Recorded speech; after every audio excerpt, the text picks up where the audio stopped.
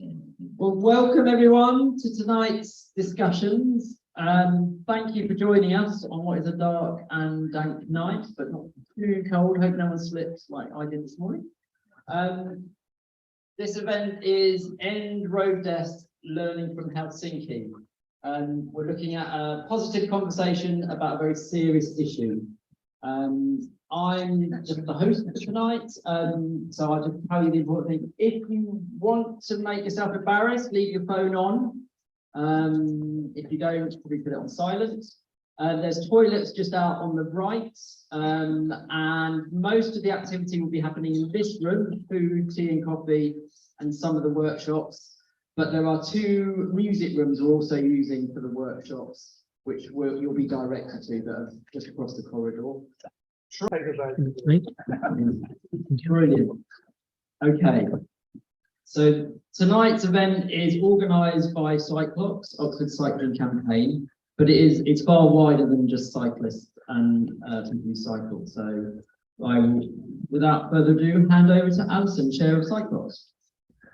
Hello, and I'm going to be very brief because we've got the guest speaker, Oskari, on screen, but I'm just doing a brief introduction. And before anything, I just want to thank the University of Oxford for supporting and sponsoring this conference. And Ed Wigsell is here, and he has a display at the back somewhere.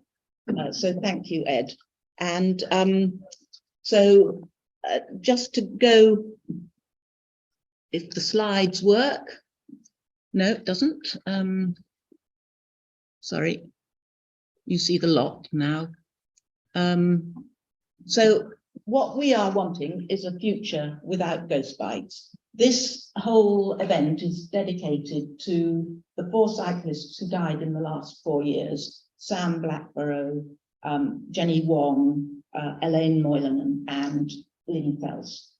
And so we will be remembering them and the 13 other cyclists who died since 2020 in and around Oxford. And just to give you a bit of background, after the death of Ellen Moylan, we did a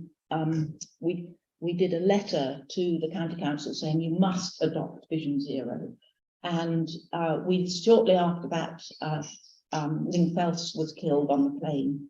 And the council agreed that they would commit to Vision Zero. And that, I'm glad to say, got into the local transport and connectivity plan, this that was published in July. So I think, you know, the deaths shocked so many people, and I think it was a call to action for everybody. Just a bit about our campaign.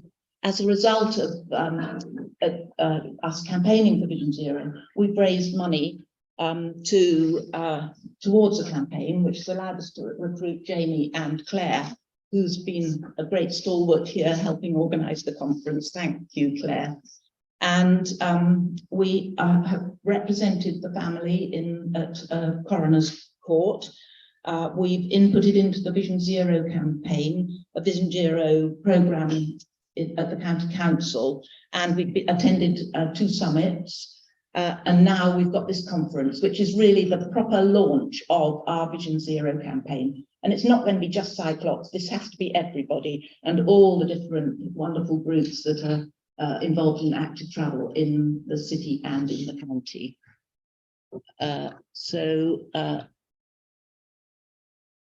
And these are the kind of suggestions of campaign topics, but what today is about is really honing in on what should we be campaigning on, what's going to be most effective, what will shift decision makers in the county council. And so we are going to be using today, this evening, as very much as a guide for what our campaigning topic will be and what will be most effective for us. So it's a really important event for us. When you go into Jamie will take you, take you through these topics again as we go into the workshops, but there will be other things that we should be campaigning on as well. So I've now got a message, and I'm going to find this tough. We've had a message from James Fels to launch the conference. He is the husband of Lynn who died, and he is saying he emailed me to say he can't be here, but is thinking of us all and you, and wants to see change. He is going to be committing much more to this campaign later in the year once he's reduced his hours, his working hours. So I think that's going to be so valuable. I think he will be a powerful force for us. And I've got a statement from him to read. And I need Jake, I may need Jake because it's quite a difficult statement, actually. Jake, are you around? I can't do it.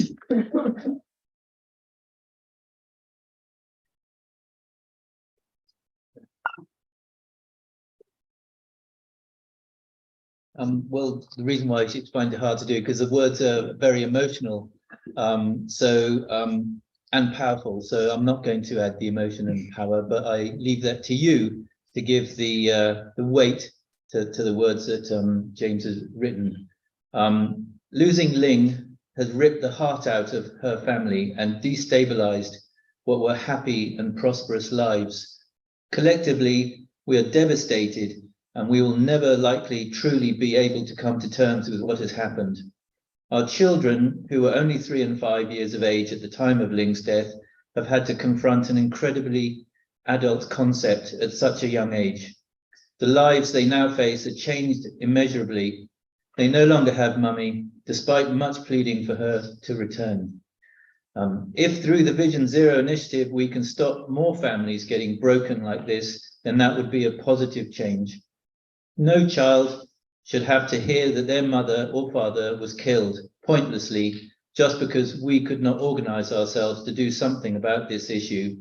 I urge you to take rapid and determined action to ensure a future without any further road deaths.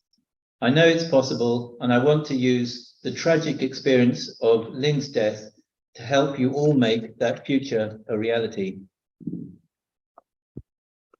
Thanks so much.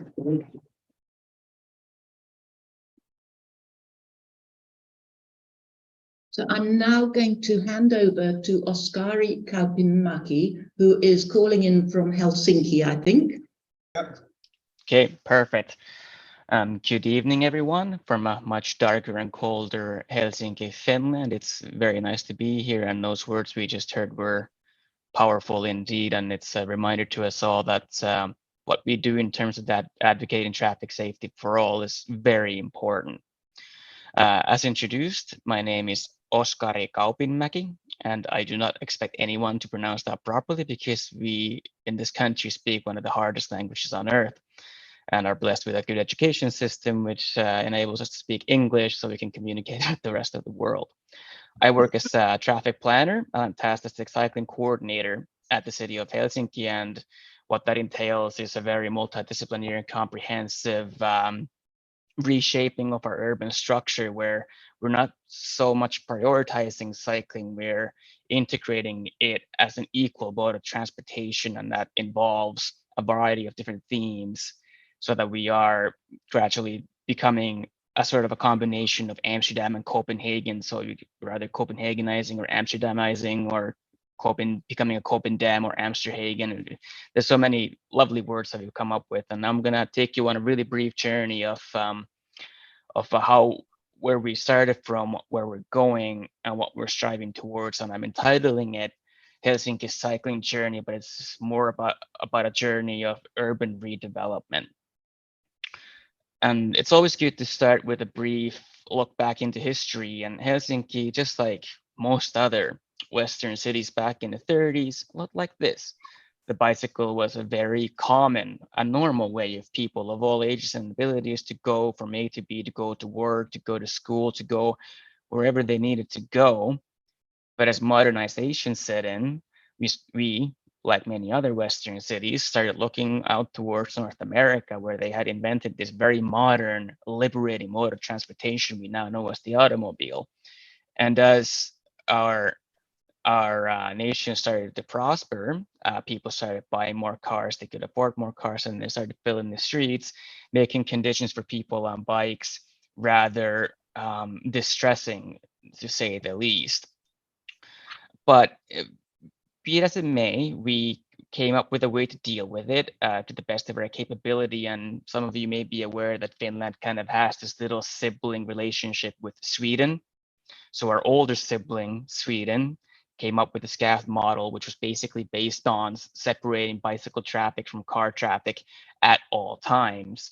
But it also meant combining it with pedestrians. But sometimes, in some places, we were smart enough not to do so. So where we're not, well, where we are currently is something you see here. It's a summary picture from Helsinki. Yes, the sun does shine here in the summer for 20 hours a day. We have some very adequate infrastructure, but we know that this is not perfect in terms of making it attractive for everyone and especially making it safe. So the SCAF model that we adopted from Sweden back in the 60s, we now know that it's not the best when we want to make the bicycle an equal mode of transportation in our transportation realm. So we're right in a paradigm shift as we speak. And it's about much more than the bicycle. It's turning city development from building endless suburbs in the outskirts to actually densifying the city. So growing inwards and having all these dense mixed land use neighborhoods connected together with the trunk line of public transit, mainly suburban rail, metro, trams, and trunk lines for buses. So this dense and mixed land use also makes it very attractive to walk, bike, and then use the bicycle as a park and ride for entering into public transit. And the city strategy is complementing the city plan, stating that intelligent traffic solutions underpin smooth transport. And when we're talking about intelligent transport, well, the picture here says it all. We are not talking about flying cars or self-driving cars. We're talking about moving with your own muscles, which makes for equity, makes for a better environment, and it also improves public health. And hence we have an urban mobility strategy. This was actually already in place back in 2015, which set a certain prioritization order for motor transport, because when the city is growing inwards, it's becoming denser. We need to also make sure that we can move people efficiently. And I'm sure we all know that we cannot do this with the automobile. So of course, first come pedestrians, very second comes bicycle traffic, so people on bikes, then public transport, fourth, good transport, and then fifth, cars. So we're not banning cars, we're not abolishing cars. The thing we're really doing is what the Netherlands has already done and shown for us, is that we're not prioritizing the car. We're building a system which also makes it easy to drive a car for those people who actually need it, but we're not making it the number one option. And now the main point, traffic safety. So I've already showed you that Helsinki was a very bicycle friendly city in the past, but then cars started taking over. But there was a paradigm shift that occurred.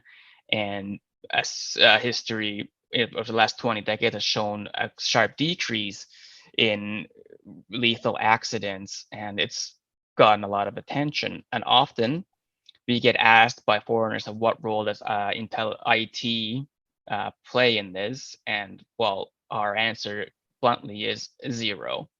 We slow down cars, and we're not making slower cars. We're building an environment where we are disarming vehicular speed. And we've been doing that systematically since the 70s. In the 70s, we saw a real spike in bad accidents and lethal injuries leading into bad injury or death. So systematically, starting from the suburbs, we started reducing speed limits first from 50 kilometers to 40 kilometers an hour, and then eventually coming to 2019 throughout the city, reducing residential speed limits 30 kilometers an hour, excluding main streets and arterial roads. So on all local streets, our speed limit is 30 kilometers an hour, but we're not finished yet. Often we'll have the speed limit of 30 kilometers an hour, but now we are really rolling up our sleeves and actually building that streetscape to represent that set speed limit. But even then, we've seen a very, very steady decline in fatalities starting from the 1980s. And I'm underlining that we're not perfect. We still see people dying in traffic, and every single death is too much, and meaning that we come to a good start, but we still need to do more. And since we have a limited time, I'm going to concentrate on what we're doing with cycling, and we're nowhere near a cycling capital yet, but we have the set of ingredients and we have the cookbook in making that happen. So we have a bicycle action plan with the main vision to make Helsinki a year-round cycling city fit for people of all ages and abilities. And in doing so, we're going to raise the cycling model share from the current 10% to 20% by, this is an old slide as we've just upgraded our carbon neutral Helsinki plan, not by 2035, but 2030. So yes, our aim is to double the mode share of cycling in 7 years.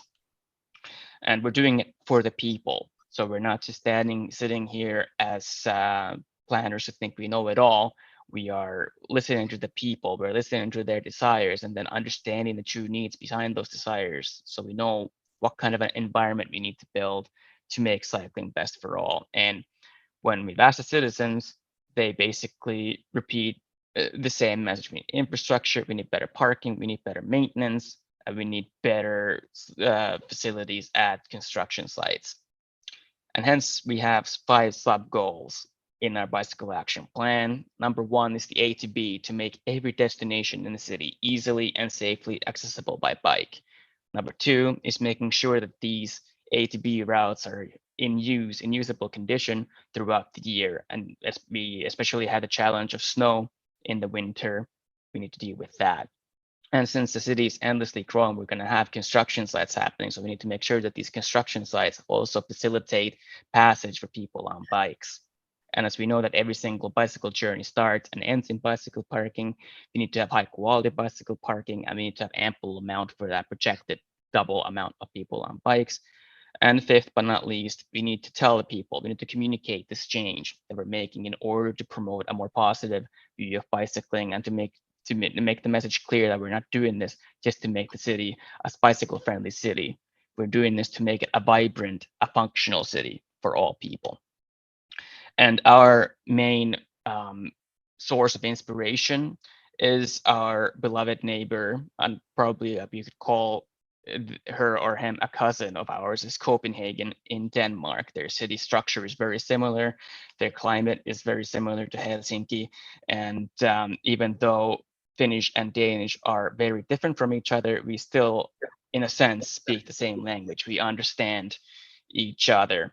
And yeah, we do have winter in Helsinki, and I'm not lying. If I had gotten a euro coin for every time I show this picture and people tell me that the tropical city of Copenhagen is sunny all the time and that's why they cycle, I could retire with that money. So I always like to show the next picture, which is the exact same location in snowy conditions. The only difference between this scape that you're viewing here in Helsinki is that for some reason, the southerners didn't stop biking, even though us more rigid northerners tend to do so.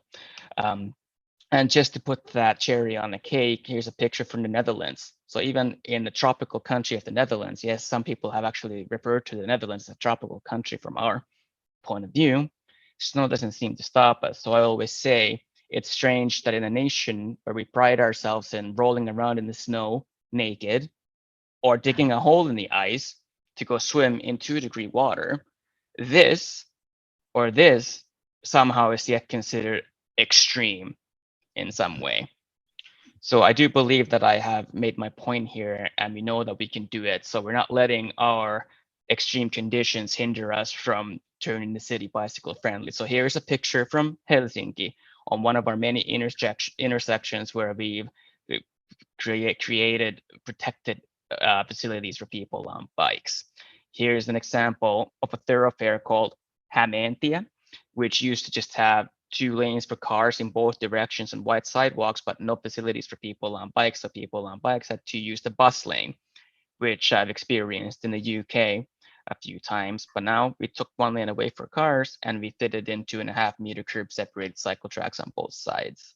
We're building bicycle superhighways. Here's an example from our northern bicycle superhighway, a portion of what will be a network of 130 kilometers of bicycle superhighways by the time we get that network finished. And here's an image of how we're dealing with our bicycle superhighways in the winter time. So we do have the capabilities to make sure that they are in use even when this white gold hits the ground, usually for 1 to 2 months between November and March. And we've shown that this makes sense, not just sense in the way that we're making people move, but it makes fiscal sense. So we made an analysis on what kind of a return on investment we can get if we build proper bicycle infrastructure. And the result says for every euro invested, we get 7.8 euros in return. But I emphasize that this is properly invested euros. So you need to build hard infrastructure. You will not get this return on investment with just paint on streets. And with the help of these assessments, we've come to the current level of about 25.5 million euros a year on cycling, which constitutes about 10% of our total transport budget. So it's decent, but we're actually putting up more pressure, as Matthew Bolden is telling us to do, because as he said, we have 7 years to become carbon neutral. So what we're really focusing on is our target network. And what you're seeing here is a target network for the inner city of Helsinki. It contains about 130 kilometers of Dutch and Danish style best practice bicycle infrastructure. So meaning bicycle superhighways, unidirectional curb separated bicycle tracks, cycle lanes, and then wherever you do not see a line, we're traffic calming to make sure that mixed traffic for people of all ages and abilities is safe and attractive. And out of this 130 kilometer network, we currently have about 30 kilometers built. And this is a big answer for why our bicycle model share has not skyrocketed yet. But we strive on because we know that we can't just build a complete street here and there. We need to have a complete network. So build everything everywhere, quite literally. So to be constructed or to be improved, we have roughly 30 kilometers of that. And then we have 50 kilometers of completely missing links that we're going to have fitted with best practice infrastructure. And out of those, roughly 15 kilometers are currently under construction. We need to have all this done by 2030, and I would love to tell you exactly how we're going to do it, but we're going to be presenting this plan to the board in 2 months. I'll be happy to tell you how that went, but I remain hopeful.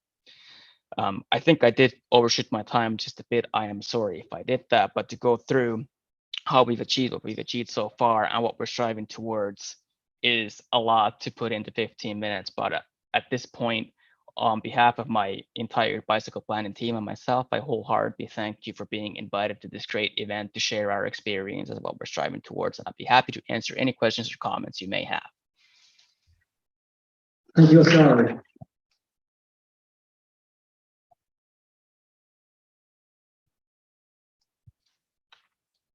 So certainly for me, that's inspirational. From tragedy, we can make solutions. But has anyone got any questions? We've got a few time for questions that Oskari will answer. I think it's about midnight with you, isn't it? It's 2 after 9 in the evening, so it's all right.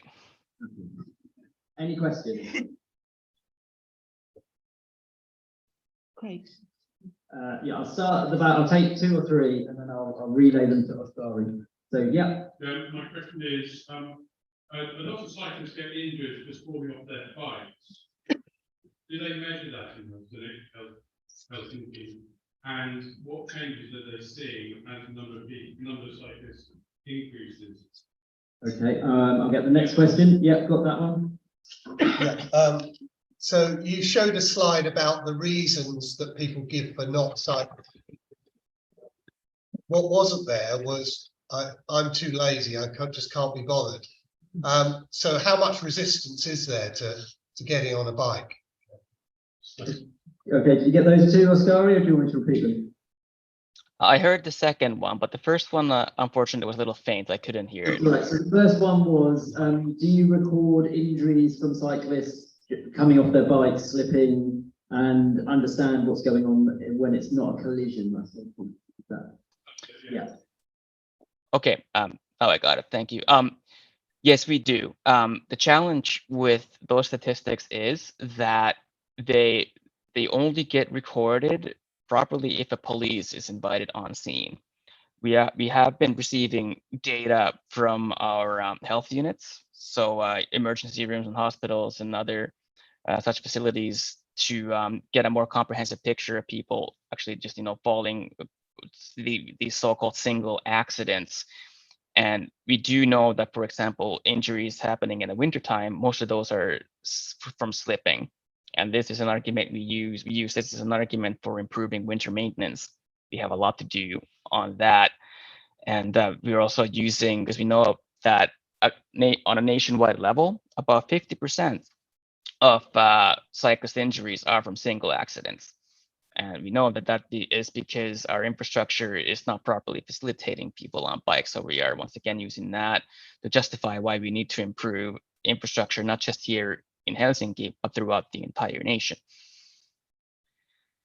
And then the second question was why people are not biking, and not bothering or being too lazy was not mentioned. That's because that is not even, that is never really the answer. No one answers that. One response we do get is that people just don't feel like it. They find other modes of transportation more attractive. But basically what we know is that people choose not to cycle for one specifically large reason, and that is because they feel that it's unsafe. And we actually know that the feeling of safety, or that the perception of how unsafe it is does not correlate with reality. So it's nowhere near as unsafe as people perceive it to be. And our National Traffic Safety Agency has done a real good job at making it seem more dangerous than it actually is. And I know that we're not the only country facing this challenge. But yeah, what we are doing to counteract that is focusing on comprehensive safety as they do in the Netherlands. So providing people with the AAA infrastructure, best practice safe infrastructure, and then calming traffic on all other connections where that are considered local streets where we don't need any specific bicycle infrastructure. Thank you. We've got a few more questions, so I'll take the lady in the middle and then the lady at the back. If you could speak up, so then Oskari can get there. Struck by the part of the plan about marketing communication. Could you tell us what has been your most effective communication message, encouraging people to take up cycling? Okay, and then the second question.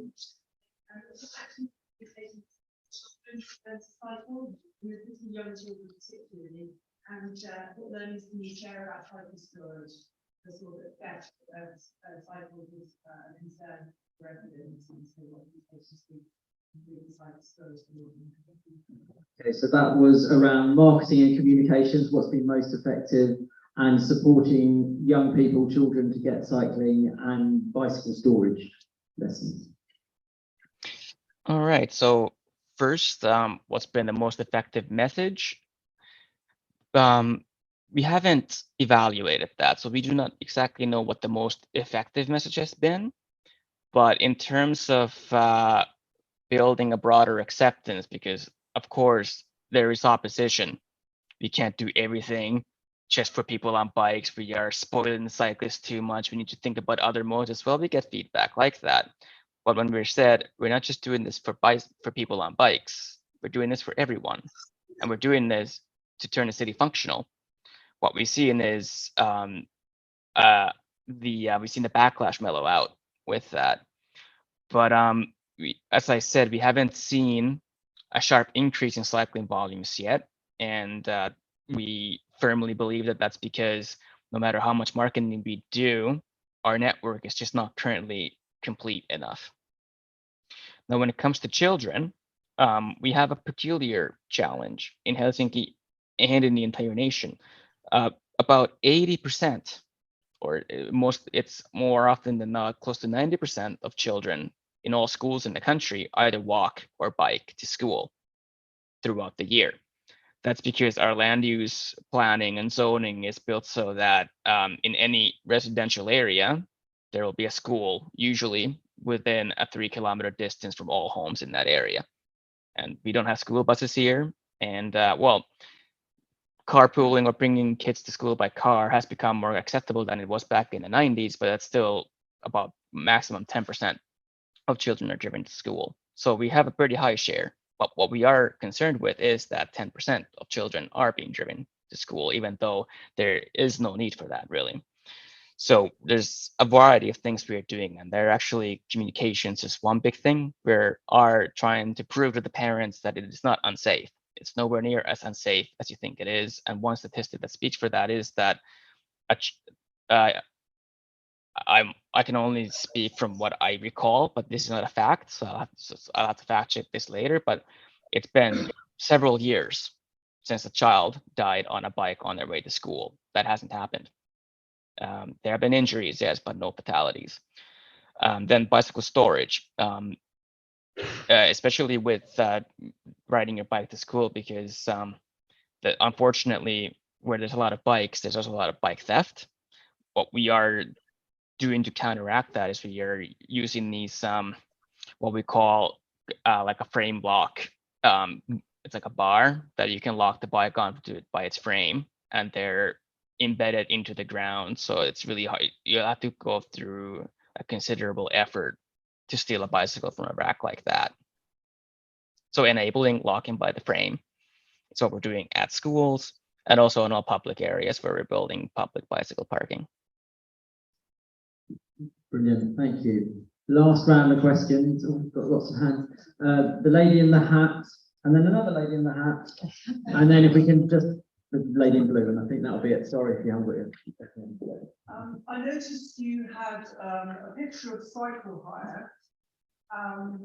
There doesn't seem to be any cycle hire here in Oxford, so I wondered how useful has that been in encouraging people maybe haven't cycled for a long time, or visitors to Helsinki, and just getting up numbers that way. So that was about hire bikes. Yeah, we heard that. And next one.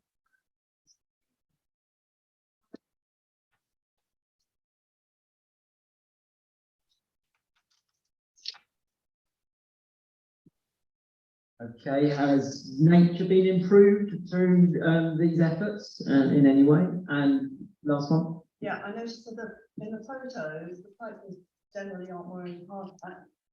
Is there any data on that, on safety and accidents?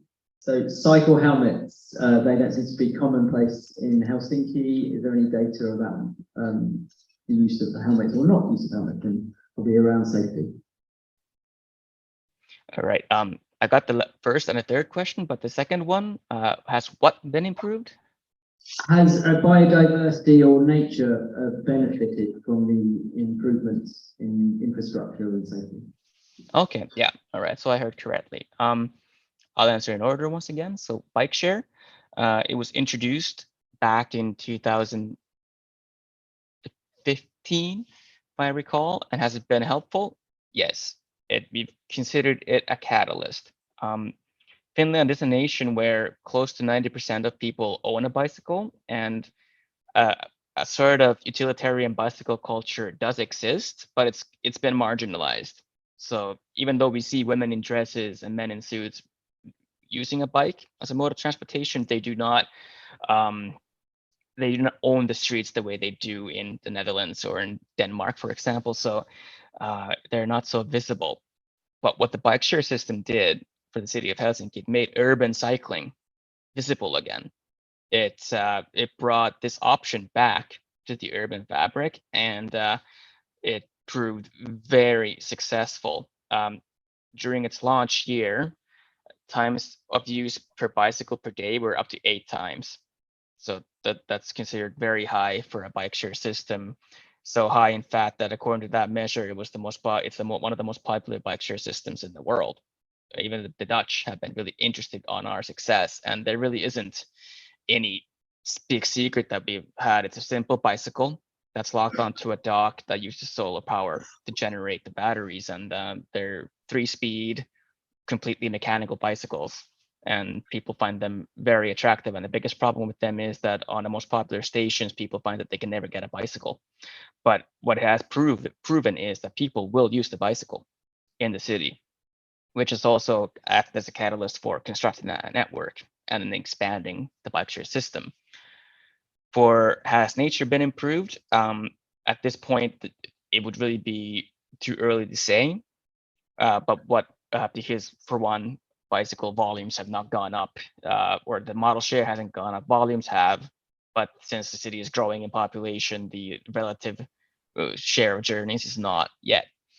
So it's premature to say that it would have improved nature. But what we do know is that in order for us to become carbon neutral, the doubling of cycling model share will reduce CO2 emissions by 2%.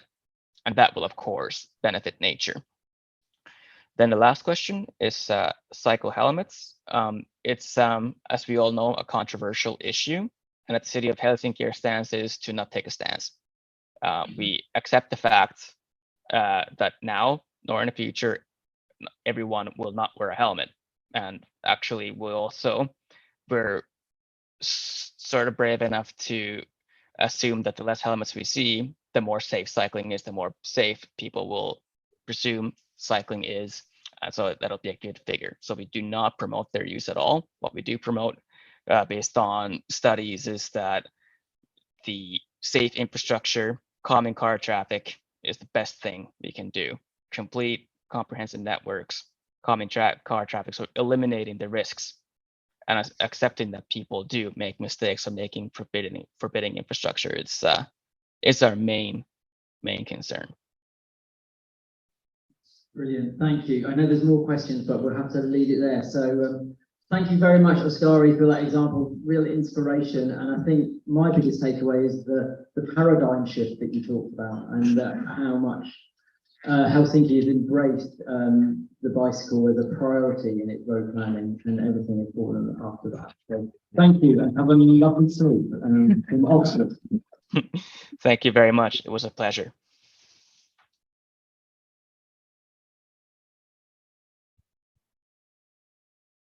Now, you heard a lot there about Helsinki. We're going to bring it closer to home now, and we're going to be joined by Amy from Vision Zero London. For those who aren't familiar with the term Vision Zero, this is the campaign that's quite a global one to try and get rid of road deaths, and that is why it's called Vision Zero. But I'll let Amy say some more.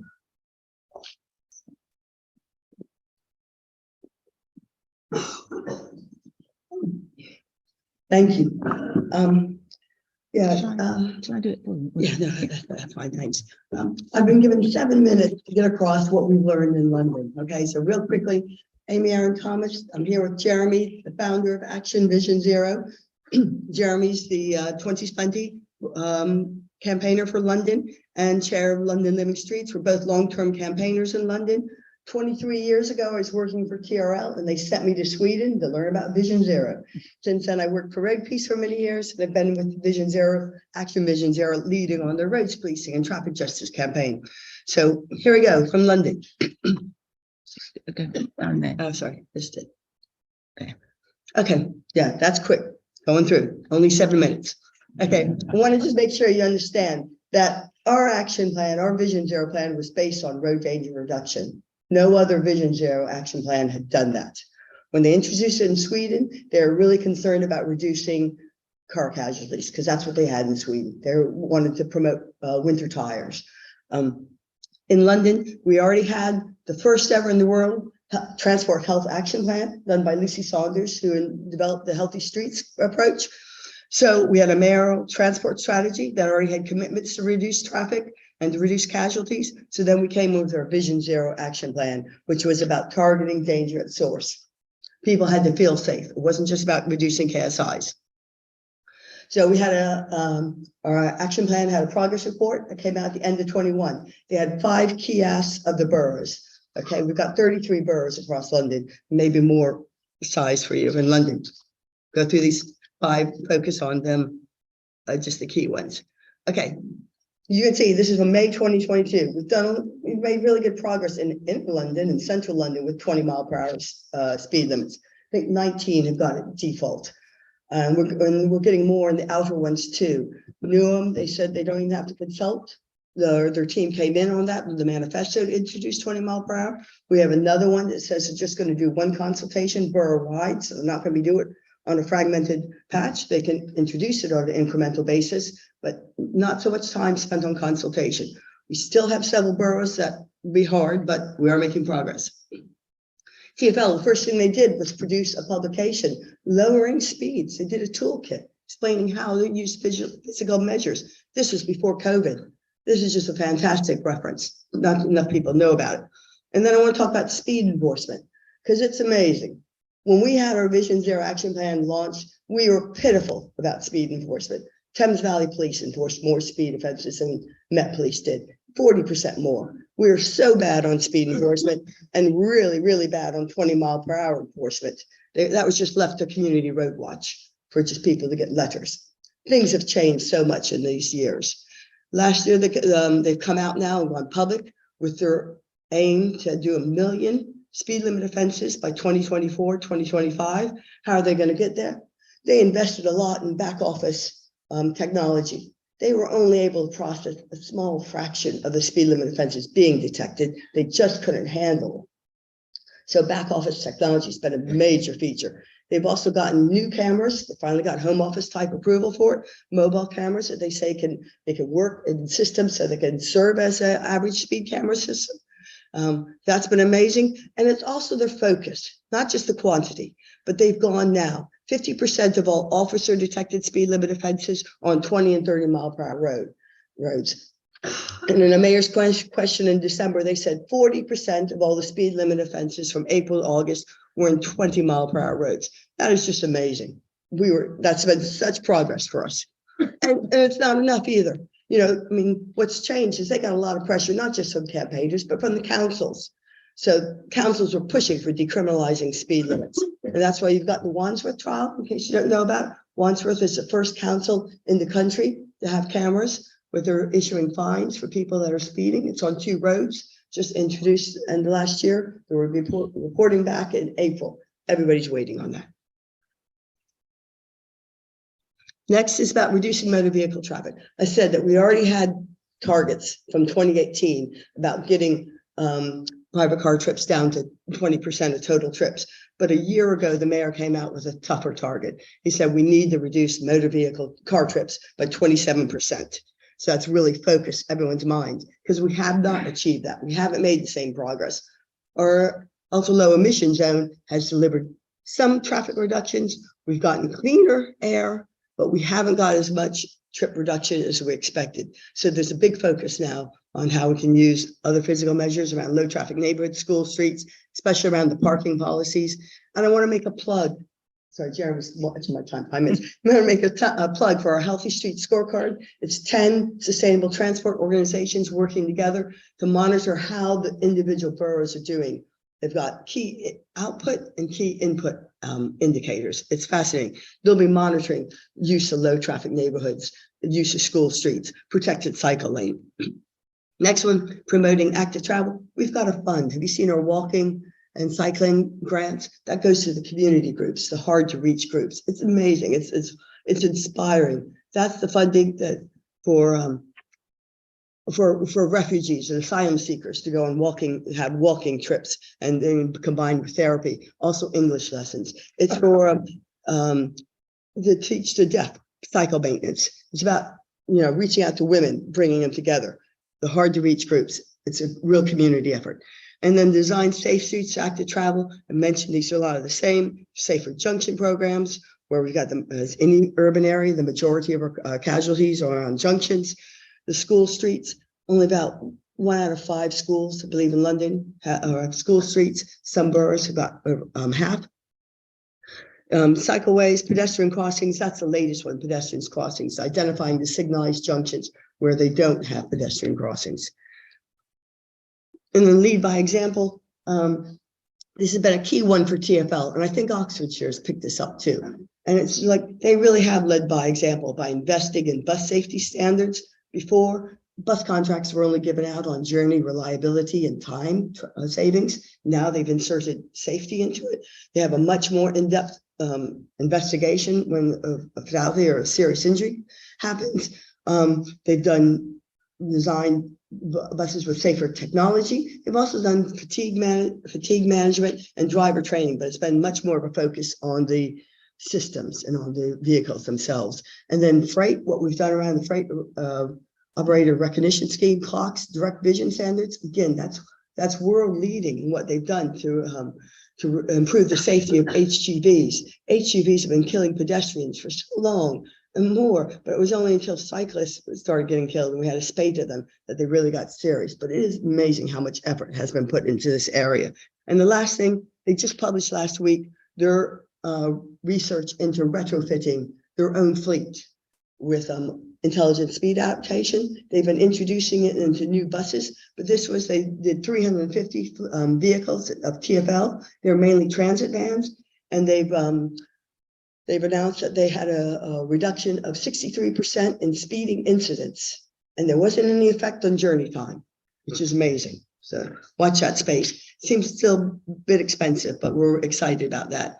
And then that's my wish list for cyclists. When you talk about vision zero for road danger. So you want people to be able to feel safe as well, and prioritizing the harm posed to others before harm posed to self. And another thing is around enforcement. Real quick, from what we see as an outsider from London, I only have the stats on Thames Valley Police overall, but it doesn't look good. You know, you've got 10 times as many drink drivers sanctioned as dangerous drivers. And then there are 8 times more drug driving. So it doesn't seem like anyone's going after the unimpaired drivers. And then maybe they're being prosecuted for careless driving, but it doesn't look like that either. You've had an increase in the last year. You're still sanctioning twice as many drivers for seatbelts that you are for careless driving. So this is when I say you have to prioritize the offenses that pose harm to others first. Everybody's got limited resources, especially the police. So that's key for us. Other police services have adopted careless driving as a priority. I don't think Thames Valley has. I know they're developing a road safety strategy, but I think this will have to be pushed on them because so many police services are just still pushing community speed watch, thinking that'll be enough. And talk to me later about collision investigation or greater transparency.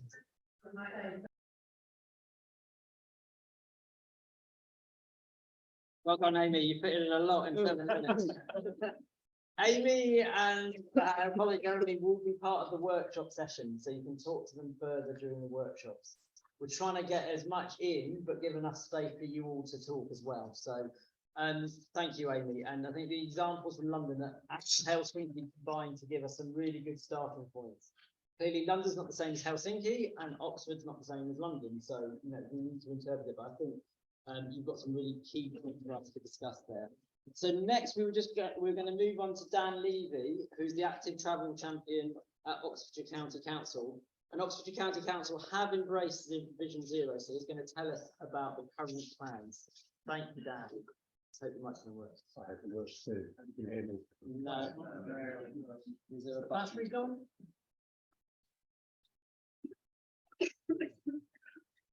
Battery's on.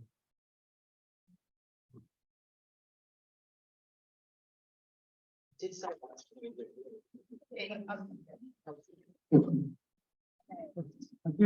yes, Oxfordshire County Council is 100% committed to Vision Zero. I have to say, I think we'll always be committed to Vision Zero and we'll keep being committed to it when we've achieved zero for the first time, which I very much hope we will do. We're also completely committed to active travel and to making sure that this city and in fact the rest of Oxfordshire is somewhere where people can cycle, walk, scoot, and get on horses. We are absolutely committed to that, but I think I do need to just briefly point out some of the constraints that we have.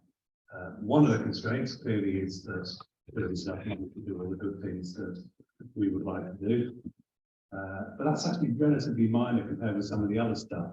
So, for example, listening to what happens in Helsinki and what happens in London, Oxfordshire County Council can't compel Thames Valley Police to enforce traffic offences, for example. I very much wish that we could. Dan, mic's on. Press the button.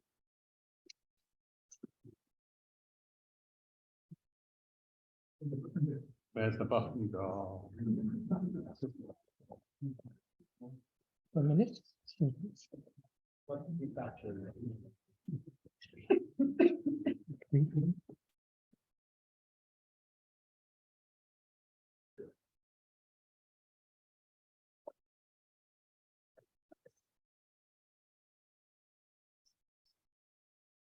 That was quicker than the Tour de France bike change, wasn't it? That's very good. Right, so some of those constraints are to do with money, some are to do with our powers, and some are to do with the fact that what we do has to be acceptable to the public.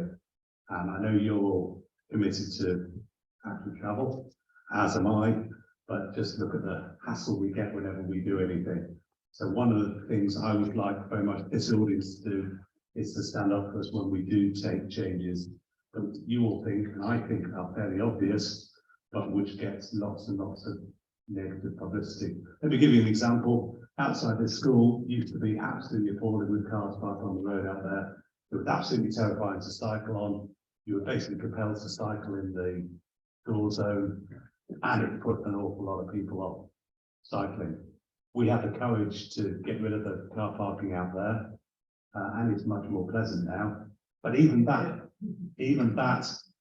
really quite small change got an awful lot of negative publicity. We get accused of all sorts of things when we put in the LTNs. It's gone again, hasn't it? I'll just shout. I'll just shout. I'm a local politician, I can shout. We get lots of negative publicity with things like LTNs. We get negative publicity through trying to install bus gates. Those things are all designed not to inconvenience people, not even to inconvenience people who want to drive, because when we get the amount of traffic down, people's driving, if they need to drive and want to drive, should be better than it is now, because Oxford is absolutely appalling at the moment without those attempts to reduce the amount of traffic. But the real reason we're doing it is to make it easier for people to use active travel safely and conveniently. We know that if people have the opportunity to cycle and it's safe and it's direct, they will do it. So that's the reason we're putting stuff in. But please do help us by countering some of the negative stuff that goes with us changing things around. Some other fairly obvious mistakes, and you've seen it from the pictures of Helsinki, is that Helsinki clearly has nice wide roads with lots and lots of space in them, and you can have cars in one space, buses in another space, and bikes in another space, and then a third space for pedestrians. There are very few places in Oxford where we would have the space to do that, and that means we have to compromise. And those compromises, unfortunately, are some of the things that cause real issues when it comes to safe, active travel. Because, and I'm sure we'll discuss this later in the workshops, it's junctions that are the real problem, and junctions are very constrained by space. So if anyone can come up with some magic ways of making more space, please let us know. And finally, let me just say, we are genuinely listening to residents and users of roads and cycle paths in Oxford and Oxfordshire. You can track me down on my County Council website. There are a number of officers who come here today, which shows how seriously we take this, and they've come in their own spare time. If you've got great ideas, do share them through Cyclops, which I'm pleased to say I'm still a member of, or just get in touch directly with us. We really do genuinely want Oxford and wider Oxfordshire to be a place that can be proud of the fact that it has no cycle deaths, and it's got lots and lots of people enjoying the open air on their bikes and on their feet. Thank you. I'm just going to say one thing. Oskari has just said space is an issue and we don't compromise, we make choices. So thank you, Oskari.